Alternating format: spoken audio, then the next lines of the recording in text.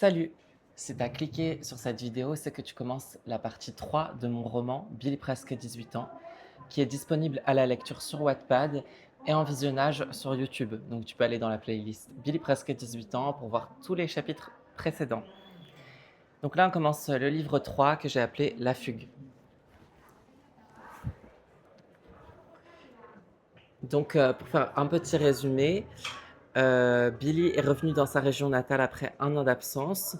Son objectif, c'est de renouer ses amis Max et Jude autour de Zoé qui est dans le coma suite à une chute du balcon qu'elle a fait. Sauf qu'en fait, on découvre à la fin de la partie 2 que Jude et Max ne veulent plus trop entendre parler de cette histoire parce que pour eux, Zoé n'aurait peut-être pas chuté du balcon, elle aurait peut-être sauté de son plein gré. Et il y a notamment Max qui accuse Billy d'avoir provoqué cela en quelque sorte, puisque Zoé aurait été amoureuse de Billy, alors que Billy est gay. Voilà. Bon, ça c'est un court résumé de l'intrigue principale. Après, il y a d'autres intrigues secondaires, notamment Damian et Lohan, les nouveaux amis de Billy, dont Damian qui est un peu un love interest. On sent qu'il y a une connexion entre deux. Et à la fin de la partie 2, Billy tente d'embrasser Damian, mais Damian s'éloigne et ils ont un rapport très étrange, tous les deux. Voilà. Et puis il y a aussi l'histoire de la famille de Billy, qui a un rapport compliqué avec son père et qui ne va pas s'arranger, là, vous allez voir dans la partie 3.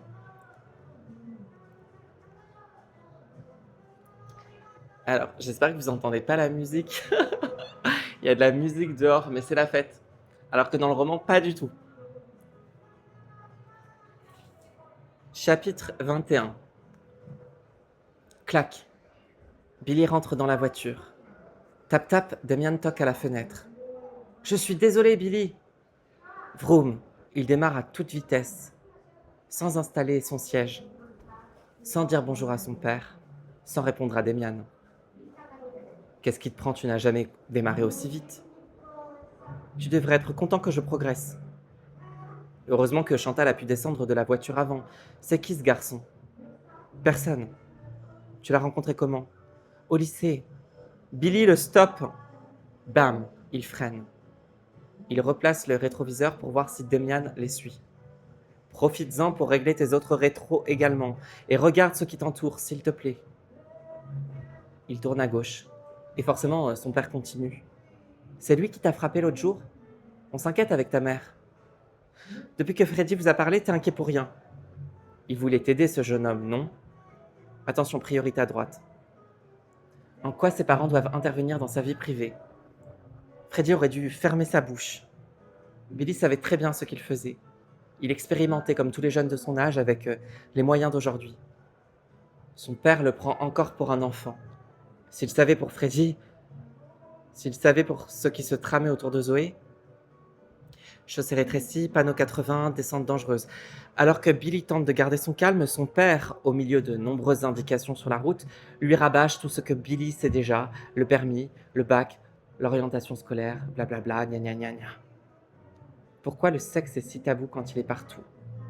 Après tout, si Damian le fait bander, qu'y a-t-il de mal à ça? Gna gna gna gna, son père continue. Ça le soulagerait. Il aimerait bien ça, son cou dans sa main. L'autre continue de déblatérer sa science. Billy se tait. Il freine violemment juste pour secouer son père, ou roule à 50 quand il est indiqué 80. Non, il ne dira rien. Le silence a le don de mettre mal à l'aise son père. Billy aime le voir perdre les pédales quand il appuie sur le frein. Il pourrait même foncer dans un arbre près de la forêt là-bas. Il tuerait son père en l'embrochant, d'un coup franc et sec, avec les morceaux du pare-brise qui leur transperceraient la peau à tous les deux. Billy gare la voiture sur le bord d'un champ. Qu'est-ce que tu fais, Billy? Tu peux arrêter de parler, s'il te plaît? Je te donne ces indications pour que tu progresses. Billy se contient et murmure. J'ai eu une dure journée, j'aimerais que tu arrêtes de parler de Freddy. C'est toi qui as abordé le sujet, Billy. Tu veux en parler? Le jeune homme sort de la voiture, le vent frappe son visage quand son corps est lourd comme du métal écrasé. Si seulement il pouvait partir loin, très loin, et ne plus jamais revenir, loin de Jude, Max, ses parents, tout le monde. Ses pieds énormes s'enfoncent dans le champ terreux et humide. Le vent qui souffle est si fort. Son père lui attrape le bras. Billy, tu peux m'expliquer ce qui se passe? Chaque. Il retire son bras. Une pluie lourde et fine commence à tomber. Il ne va certainement pas lui expliquer. Imaginez, Max pense que Zoé s'est tuée à cause de moi.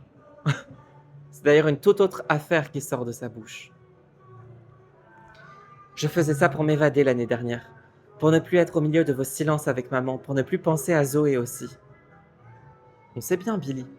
Vous me voyez comme un pervers. Si Freddy avait fermé sa bouche, on n'a jamais dit ça, Billy. Le fils et le père se regardent. François reprend. Tu peux tomber sur des gens mal intentionnés sur ces applications. Qui sait, il y a peut-être un pervers quelque part qui garde tes photos à l'heure actuelle. Freddy a bien fait de nous en parler, non? Non, il n'a pas bien fait. C'était mon espace. D'envoyer des photos de toi à des inconnus, d'aller les rencontrer je ne sais où. François serre les dents pour retenir ses émotions. En colère, il lâche. Pourquoi tu nous as pas parlé? C'est le 21e siècle, hein. Potentiellement, j'allais rencontrer quelqu'un de bien. Il y a d'autres moyens, Billy. Le papa de Jude me parlait d'une association LGBT, féministe, quelque chose, que sa fille met en place. Tu pourrais t'inscrire? Billy lève les yeux au ciel agacé. Son père n'est vraiment au courant de rien du tout. Ils avaient quel âge, les mecs que t'as vus là-dessus? Tu sais très bien. Braum, le tonnerre dans le ciel reprend.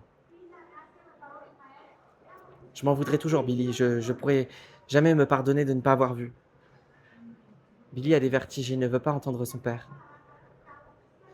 Vous m'avez obligé à vous montrer l'application quand Freddy était là. J'aimerais bien qu'on reparle de ce Freddy. Il ne s'est rien passé entre vous. La salive ravalée, Billy dit non, c'était juste le pion du lycée. Pourquoi tu t'es confié à lui plutôt qu'à nous? Tu peux nous faire confiance, tu sais. Il y a une chose pour laquelle t'as pas tort, papa. Ce sera bien quand je pourrai conduire. Comme ça, je pourrai partir d'ici. J'aurais pu avoir tes yeux inquiets dès que je mets un pas dehors. Et je dirai tous les mots que j'ai envie de dire. François le regarde en silence. Je serai comme maman, indépendant, avec une vie à moi. Tu peux arrêter de la porter enceinte tout le temps, s'il te plaît? J'y peux rien si je m'entends mieux avec elle. Le sujet est, Billy, que sur ces applications de rencontres, tu rencontrais des garçons de ton âge, tu en as aussi rencontré qui étaient majeurs. Quand une personne majeure couche avec une personne mineure, c'est très grave, on appelle ça de la pédophilie. C'est pour ça que Freddy a parlé. Billy a le ventre qui se tord à l'intérieur. Je n'ai pas besoin que tu t'occupes de moi. Billy, c'est mon rôle. T'es quoi par mon père?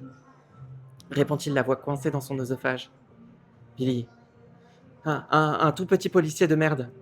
Tu verrais ce qu'ils font dans les manifestations. Lohan m'a montré. J'aurais dû rester dans le sud avec maman. Je te rappelle que c'est moi qui voulais de toi à la base, hein, pas elle.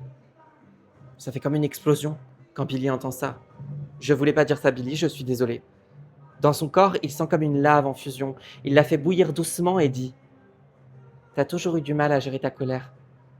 Un homme qui force une femme à avoir un enfant, c'est très grave. On appelle ça un viol. D'un coup franc et direct, son père le gifle. Schlack. Billy ne sourcille pas, en état de stupéfaction. Il finit par se retourner. Les pieds dans la crasse, il se dirige vers la voiture rapidement.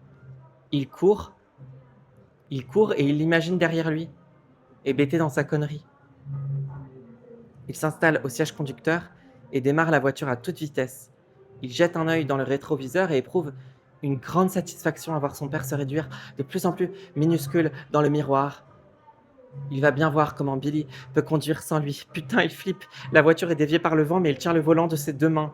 Il ne veut plus entendre parler de cette histoire sur sa mère qui ne voulait pas de lui, sur sa mère qui a cédé à l'acharnement de son père et aux sollicitations constantes de l'entourage. Elle ne pouvait pas juste être une femme, il fallait qu'elle soit une mère aussi. Il ne veut pas non plus entendre parler de ce Grindr et autres sites de cul.